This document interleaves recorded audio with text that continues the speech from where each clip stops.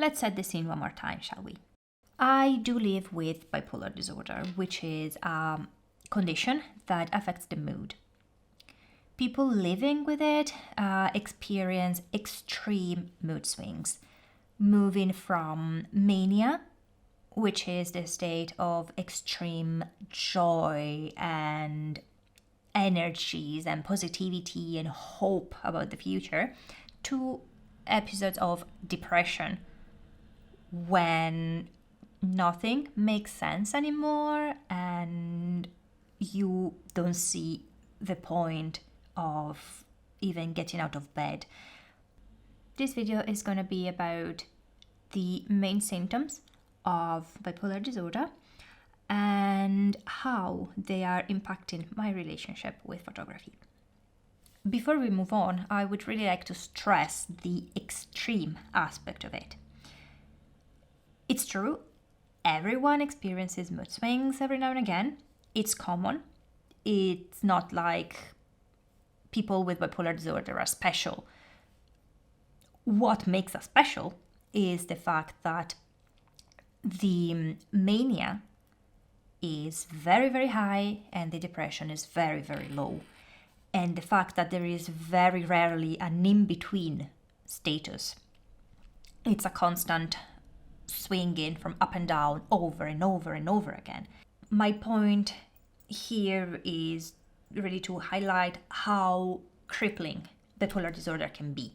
It makes it very, very, very hard for us to have normal interaction with other people and to hold on to tasks and projects, jobs in a normal way because of the extreme nature, because of the fact that we never know how we're going to be feeling and we never know if we're going to be in the condition of respecting commitments that we took.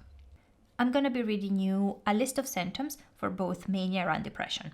The list comes from the NHS website, and then I will be adding my personal touch by explaining how those symptoms are actually impacting my daily life and my relationship with photography. So, let's start from depression. Symptoms for depression are the following: feeling sad, hopeless, or irritable most of the time, lacking energy, difficulty concentrating on remembering things, loss of interest in everyday activities, feelings of emptiness or worthlessness, feelings of guilt and despair, feeling pessimistic about everything, self-doubt, being delusional, having hallucinations and disturbed or illogical thinking, lack of appetite, difficulty sleeping, waking up early, suicidal thoughts. I think I can very, very subjectively group these symptoms into 4 buckets based on the type of impact that they have. That would be body, personality, mood, thought. Let's get body out of the way because it's the easiest. You have no energies, none at all, most of the time. There can be moments where moving is excruciatingly painful. It did happen in a couple of occasions that moving, just the simple gesture of getting up of bed or from a chair, it was so painful that it almost caused nausea. I think that the consequence here is fairly clear. I can't take pictures. I can't bring myself to take my camera and shoot anything. And I'm not talking about going out to shoot, like even product photography at home in the room next door would be unthinkable. You might think, come on, it's just a matter of standing up, carrying your camera around, walking, and clicking a button every now and again. But that's not entirely true, because if you're going out, you need a backpack full of gear that needs to be prepared and carried. And if you're shooting indoors, then the setting needs to be prepared, the light, the background, props. And it's not just about rolling out of bed, it's the whole preparation that is required, and it feels overwhelming. When it comes to personality, what I experience more often than not is lack of trust and confidence in my skills as a photographer, and the thought that whatever I'm doing is rubbish. It's an overall sense of self-doubt which brings dissatisfaction and lack of trust towards me, the path that I chose for myself, and the output of this. My personality is also affected while having interactions with other people. I become more confrontational, more hostile, more dissatisfied with anything that other people do, and I generally lack patience. I would snap at you for no real reason. And of course, this is all connected to a very, very, very bad mood. I would feel sad, desperate, worthless, hopeless, dissatisfied, demotivated, empty, useless. Imagine you are wrapped in all of those feelings combined together. Amplify that by 100 for days at a time, and then think if you would be in the condition of caring about any type of project. I am not, because I don't see the point.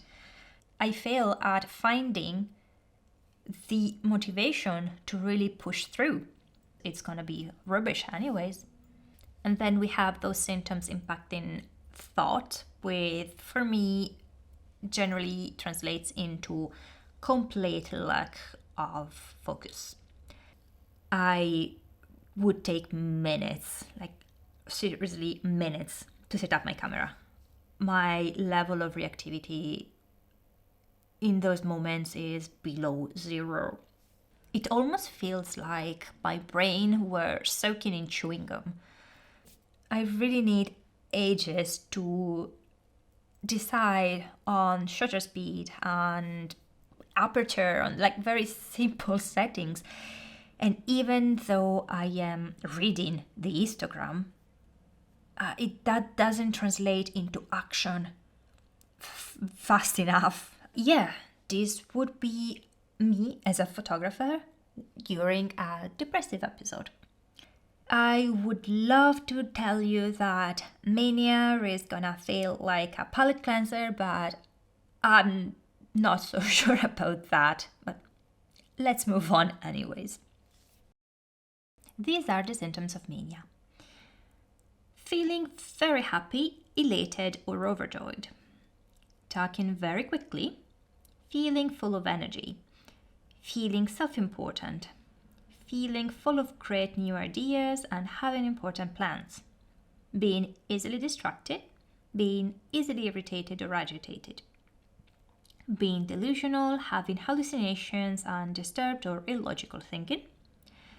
Not feeling like sleeping. Doing things that often have disastrous consequences, such as spending large sums of money on expensive and sometimes unaffordable items.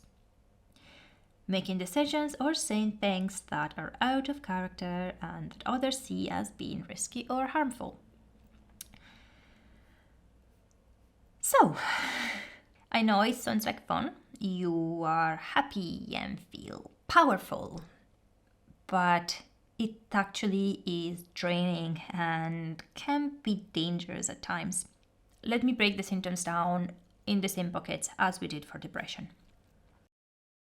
When I'm having a manic fit, I feel full of energies. Everything is possible. I feel I could tackle anything, and I don't feel the need to sleep. And I think this is the most dangerous part, because I can sleep for a couple of hours per night, and by a couple I mean 2, for days in a row, and I don't feel tired. And this is not sustainable. It's not good for your body. It's not good for your mind. And even when I'm awake, I feel restless and overly energized. I don't feel the need to stop, take breaks, eat or drink. I could go on for hours at a time. And I know that this sounds like a dream scenario, all of this time and never ending energies that you have to dedicate to your passion, to something that you love doing, but it's not healthy. I feel like I can't stop. I have this urge of moving and doing things, and I don't really put too much thought into how I'm doing it as long as I am not still. This sense of restlessness translates to the personality as well. When I'm experiencing a manic episode, I talk. I talk a lot, I talk fast, and I talk at a high volume. And it's not like I have all those many things to say. I ramble most of the times. I talk without thinking. I take commitments that in normal situations I never would, and I know the moment that I'm saying yes, that I have no intention of respecting it, and I'm already thinking of a way to get out. It's like the filter to assess what should be said and what shouldn't is switched off in those moments. I mean, I've mentioned this on the channel already. I am an introvert. I used to be extremely shy. It was very, very, very difficult for me to talk, to simply have a conversation with someone else. So you can see the gap that is there between these two behaviors. Another impact on my personality comes from spending sprees. I simply buy gear and I skip the step of calculating whether I can actually afford it or not. Maybe they released a new camera, or that lens that I had my eyes on for the longest time is finally discounted by 2%, and it feels like a deal I can't miss. And I end up with thousands of euros spent on things that either I didn't necessarily need, or I didn't need with that urgency, and they could have been spread more over time. And now let's talk about mood. When I'm having a manic episode, I feel great. I feel like I could do anything. I am positive about the future. I am so full of hopes, and I have the certainty that these hopes are well founded, because whatever I set myself onto, it's gonna happen, because I have all of the skills and the capabilities to do that. I come up with great ideas and plans and projects. And of course, depression is gonna kick in a couple of weeks, and I will not be in the state of tackling any of it. But it doesn't matter, because I am feeling so powerful and capable. I think at the moment I am working on 5 photography projects. None of them is anywhere near being finished. And of course, I'm not questioning whether it's too much, whether the workload is too much. I am questioning my abilities. The problem is not that I came up with an unreasonable, unrealistic plan at the beginning. The problem is me. And this all creates a vicious circle. And it can be tricky to get out of it, especially on your own, because you lack clarity of distance. When it comes to thought symptoms, I experience lack of focus during manic episodes as well, but it's a different type of lack of focus than during depressive episodes. When I'm manic, I become very easily distracted. I think it might sound confusing because I've just stated that I can stick with a task for hours at a time, and this is still the case, of course. the level of focus is not there for hours at a time, or at least not all the time. I can get distracted very easily, and I can move from one thought to the next at a very, very high pace. And although I do have the energies to edit pictures for 5 hours, it doesn't mean that my focus is going to be on the pictures for 5 hours.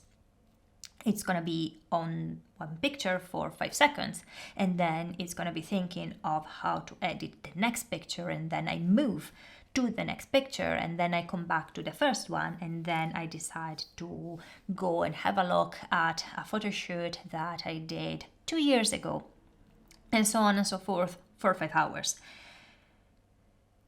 Again, bipolar disorder is not a bed of roses, and it's challenging for sure, and as I said, it can be crippling. So thank you for sticking with me on this mood swing roller coaster.